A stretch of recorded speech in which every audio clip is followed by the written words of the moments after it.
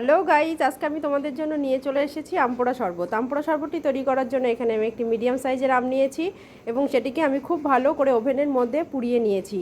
আমটি আমার পোড়ানো হয়ে গিয়েছে, একটি পাত্রে নামিয়ে নিয়েছি। এবারে আমি আমটির খোসাটা ছাড়িয়ে নিয়েছি, নিয়ে পালটা বের করে নিচ্ছি। এরপরে আমি মিক্সার গ্রাইন্ডার নিয়ে নিব, তার মধ্যে আমের পালটি দিয়ে দিচ্ছি সাধারণ লবণ অল্প, আর বিট লবণ দিয়ে দিচ্ছি চিনি।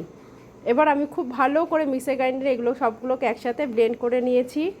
এবারে আমি বরফ দেওয়া জল কিছুটা এই গ্রাইন্ডারের মধ্যে দিয়ে দিচ্ছি, মিক্সিং জারে দিয়ে খুব ভালো করে চামচ দিয়ে ঘেটে একটি দুটো কাঁচের গ্লাসের মধ্যে আমি সার্ভ করার জন্য নিয়ে নিচ্ছি।